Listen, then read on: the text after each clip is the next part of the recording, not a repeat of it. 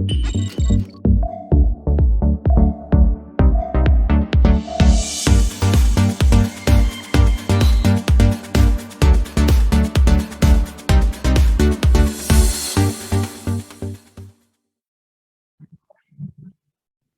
baik. Kita akan ada materi singkat tentang gaya kepemimpinan di dunia IT ya. Jadi sebetulnya apa sih yang membedakan? Karena sebetulnya kalau mau ngomong lebih banyak yang sama, lebih banyak yang sama dibandingkan yang tidak sama, gitu ya. Jadi saya sebetulnya juga kalau misalnya melihat-lihat apa sih bedanya? Ya ada beberapa hal sih sebetulnya ya. Kalau misalnya dunia itu kan semua sangat cepat bergerak. Kemudian juga ada satu hal lagi di dunia itu tuh semuanya sangat-sangat teamwork. Ya, sebetulnya jarang sekali kalian tuh kerja sendiri gitu kalau di dunia IT. Nggak bisa kalian bikin program tanpa ada graphic designer. Kalian nggak bisa bikin apa misalnya mobile apps terus berharap menjadi cantik gitu ya. Harus ada tim juga yang ngerjain UI, UX, kemudian juga mungkin ada yang ngerjain animasinya, banyak lah gitu ya elemennya. Jadi pada akhirnya kalian sebagai pemimpin di dunia IT itu mau nggak mau harus bisa memiliki satu karakter yang tertentu. Nah, kalau misalnya kita review tentang kepemimpinan di masa lampau ya, kalau dulu zaman-zaman pas lagi pertama ada ilmu kepemimpinan ya, itu sebetulnya kepemimpinan itu berfokus pada lebih banyak efisiensi dan spesialisasi. Bisa dibilang kita perlu melakukan sesuatu dengan repetitif, one right way, dengan cara paling efisien dan sistematik. Dulu pendahulunya F.W. Taylor ya, walaupun saya nggak tulis ya, F.W. Taylor, dialah yang membuat spesialisasi. Jadi kalau ada pekerjaan-pekerjaan ya, mau dalam bentuk di kantoran, mau di mana, itu pokoknya dia percaya bahwa pekerjaan itu harus spesialis, dia aja yang ngerjain supaya hasilnya itu lebih produktif. Ya. Tapi today unfortunately nggak bisa lagi ya, karena adanya VUCA ya. Nah, VUCA ini apa ya? VUCA ini singkatan dari volatility, uncertainty, complexity, dan ambiguity. Mungkin kalian udah tahu sih ini ya, tapi nggak apa-apa kita bahas dulu ya. Karena sekarang udah nggak mungkin lah, istilah ini kamu harus tahu, ya apalagi dunia IT. Apa aja sih yang disebut dengan VUCA ini? Nanti kita akan lihat ya definisinya ya. Tapi sebelum itu nanti kita sekarang akan nonton dulu sedikit sekelumit dari videonya James Gui ya. Yang membicarakan tentang kondisi sekarang ya. Jadi saya akan pindah.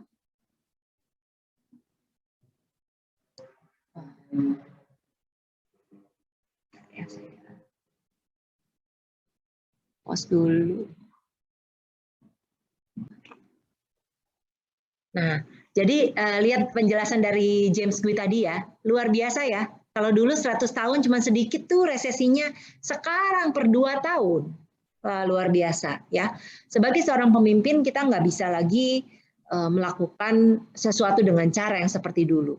Tidak bisa lagi kita bertindak seperti cara yang dulu, di mana kita nunggu-nunggu, kita berharap semuanya akan berlalu begitu saja, nggak datang-datang lagi. Bahkan saya juga suka ngebahas sama suami saya bahwa dulu krisis itu setiap 10 tahun loh. Ternyata sekarang malah tambah cepat gitu ya, itu kerasa gitu oleh kita karena kita pernah mengalami juga krisis di tahun 1998-an gitu ya, terus habis itu 2008 kena lagi gitu ya, dan sekarang 2000 kemarin sempat 2000 berapa gitu ya. Nah jadi ternyata makin lama siklusnya makin cepat ya. Nah kita harus kenal istilah VUCA ini ya, supaya kalian juga tahu bahwa sekarang tuh dunia udah seperti itu.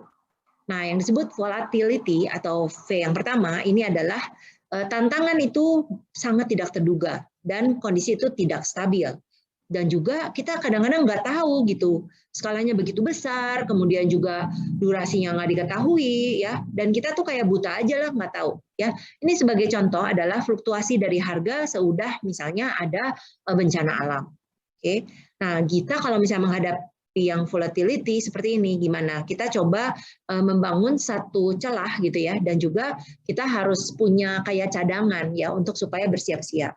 Ya, misalnya kita ngestok yang rada banyak, kemudian juga kita misalnya udah tahu nih sekarang ternyata kayaknya bakalan shortage tenaga IT. Ya udah kita mendingan overbuy aja talentnya gitu ya. Memang ini biasanya mahal, tapi ya rasanya dengan melihat risiko volatility itu sangat berharga untuk bisa kita ambil risiko ini.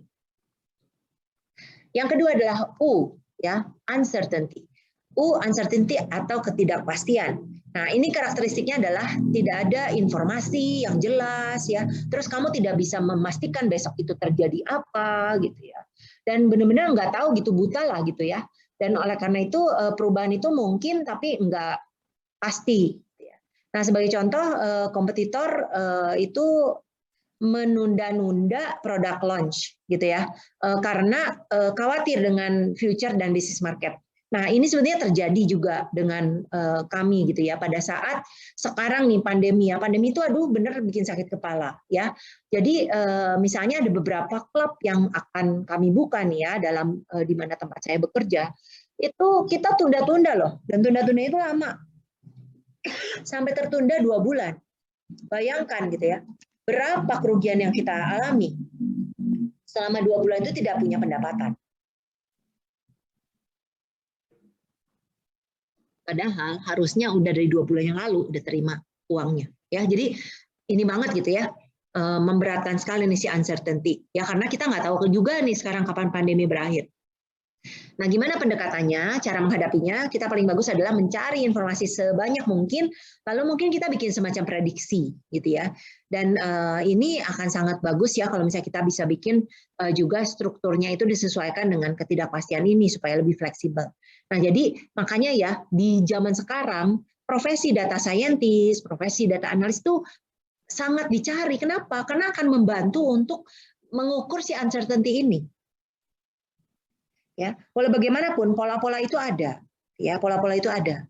Jadi kalian kalau misalnya tertarik dengan bidang itu, ya menurut saya ini akan bisa membaca pola itu, ya dan kemudian memprediksi walaupun tidak 100% benar, ya. Oke, tapi setidaknya uncertainty itu bisa dikurangi. C adalah complexity, ya complexity ini adalah kompleksitas, ya. Kompleksitas ini maksudnya adalah gini, semakin banyak sekarang bagian-bagian, variabel-variabel, informasi itu luar biasa banyaknya, ya. Memang bisa diprediksi gitu ya, tapi kadang-kadang volume dan juga sifat dari data yang begitu luar biasa itu sangat membuat kita kewalahan, ya overwhelming. Ya. Nah, jadi misalnya sebagai contoh kamu melakukan bisnis di banyak negara dengan berbagai lingkungan yang berbeda-beda aturannya, tarif bea cukainya, kemudian nilai-nilai kulturalnya. Terus kalau misalnya kamu bikin satu tindakan nggak bisa diseragamin buat semua gitu. Ya, jadi kebayang lah gitu ya betapa sulitnya. Oke.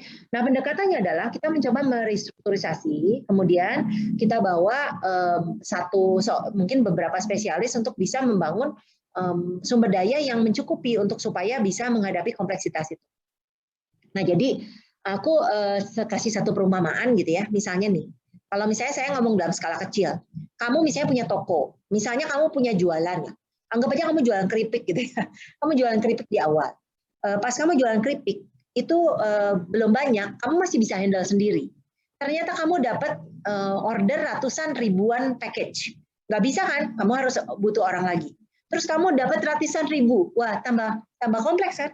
Nah, kalau misalnya software house, ini juga mengalami ya. Software house, pertama mungkin ordernya cuma bikin satu software aja. Terus tahu-tahu lagi ini pas pandemi malah laku nih jualannya. Tiba-tiba datanglah ada 4, ada 5 order, ada 10 order. Wah, udah nggak bisa tuh dikerjainnya sama tim yang sama. Ya, jadi kompleksitas itu meningkat, udah nggak bisa lagi kecuali kita restruktur dan juga dibangun sumber dayanya supaya bisa menghandle. Yang terakhir, A adalah ambiguity. Ambiguity itu adalah kebingungan gitu ya, ketidakjelasan ya. Nah, ini adalah satu hubungan sebab akibat yang sebetulnya nggak jelas gitu ya. Jadi sebenarnya apa menyebabkan apa nggak jelas gitu ya. Kamu juga berusaha untuk bisa masuk ke dalam emerging market atau meluncurkan produk gitu ya di luar dari core kompetensi gitu ya. Nah, yang pasti kamu mendapatkan sesuatu yang tidak pasti. Ya. Nah, pendekatannya itu ya kita paling pakai eksperimen, kita coba-coba dulu. Coba-coba dikit, berhasil enggak, oke coba lagi yang lain. Coba-coba lagi, berhasil enggak, ya. Jadi ini saya salah satunya ya yang saya merasa banget itu misalnya kalau pas kita ngerjain digital marketing ya, ini ambigu itu tuh kerasa banget ya. Aku benar-benar nggak tahu gitu gimana caranya supaya algoritmanya itu bisa berhasil ya. Saya jadinya tes dulu aja. Daripada saya ngeluarin uang langsung misalnya 5 juta untuk digital marketing, saya akan coba dulu dengan 100.000 dulu, 200.000, 300.000, 500.000 lah. Terus dites, lihat, kalau reaksi bagus baru saya gempur gitu. Jadi contohnya seperti itu. Oke, nah karena adanya VUCA, tidak bisa tidak, Anda itu sebagai seseorang yang bergerak di bidang IT terutama harus menjadi seorang agile leader. Ya, agile artinya lincah ya bahasa Indonesianya. Pemimpin yang lincah. Ya, apa sih karakteristiknya? Ada 3 ya. Yang pertama, supaya lingkungan yang lincah ini bisa kehandle, kamu itu dari awal sebagai pemimpin harus langsung menciptakan lingkungan yang prima. Maksudnya apa? Harus punya satu kesepakatan visi yang didukung bersama untuk mencapai keprimaan itu. Lalu menciptakan organisasi yang saling mendukung. Timnya disusun benar-benar dengan baik supaya mereka bisa saling mendukung. Lalu kita mencoba menciptakan sistem yang bisa memungkinkan semua itu terjadi dan buat lingkungan dengan anggota tim yang high skill. Supaya apa? Supaya secara budayanya bisa bergerak sendiri ya dengan kekuatan dari komponen lingkungan yang memang sudah percaya dan mendukung excellency ya. Langkah kedua, elemen kedua adalah desentralisasi pembuatan putusan. Nah, untuk satu lingkungan yang sangat cepat bergerak, itu akan susah kalau terlalu banyak birokrasi. Ya, birokrasi itu sangat mematikan ya. Karena apa? Karena birokrasi itu membuat kita menjadi harus nunggu-nunggu keputusan. Ya. Jadi ya aku kasih contoh gitu ya. Saya sebetulnya terutama merasakan gitu ya dalam lingkungan universitas yang dimana semua itu sangat birokratis. Jadi ada gini, ada sungkannya juga. Aduh nggak enak nanti takut melangkahi si Anu, nanti takut melangkahi si Anu, terus malah jadi nunggu. Telat dong kita sama pesaing gitu ya. Nah jadi kita itu udah nggak bisa lagi. Nah oleh karena itu dibutuhkan satu desentralisasi pembuatan putusan agar menghadapi VUCA itu, karena pekerjaan itu udah nggak mungkin rutin dan juga sudah kompleks, butuh kreativitas, butuh berbagai tindakan, kita udah pastikan dulu kalau visinya sudah selaras, kita bisa berikan kewenangan itu kepada mereka. Nah, kalau kita berikan kewenangan itu kepada tim member, ya tentunya kita bisa buat rambu-rambunya, gitu ya. Kita buat berikan kepada mereka keputusan yang lebih cepat, lebih baik, dan lebih melibatkan anggota tim dengan desentralisasi keputusan. Yang terakhir, yang ketiga, tumbuhkan kemampuan anggota tim. Ya, nah jadi kalau misalnya kita sebagai agile leader, kita itu bukan bertumbuh sama kita nggak bisa berharap kita doang ya sebagai seorang pemimpin yang membuat semua itu terjadi. Dan oleh karena itu mau nggak mau harus bisa punya anggota tim yang kompeten. Ya, jadi gimana caranya leader itu ya sudah bukan lagi sebagai seseorang yang cuma menduduki jabatan, tapi leader itu harus menjadi coach yang bisa membimbing, yang bisa memandu orang-orang yang dia pimpin supaya bertumbuh. Ya, jadi kita harus punya prinsip untuk menumbuhkan mereka supaya mereka bisa mandiri, punya kemampuan yang mereka bisa jalankan, gitu ya. Dan kemudian gimana caranya supaya mereka bisa bergerak? Kita selalu questioning ya, tanyakan kepada mereka apa pemikiran mereka.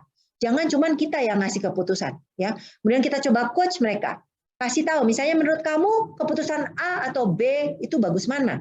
Terus kenapa, gitu ya. Nah, kemudian kita juga mentoring mereka, dan ini adalah satu hal yang menurut saya udah nggak bisa lagi ditunda-tunda.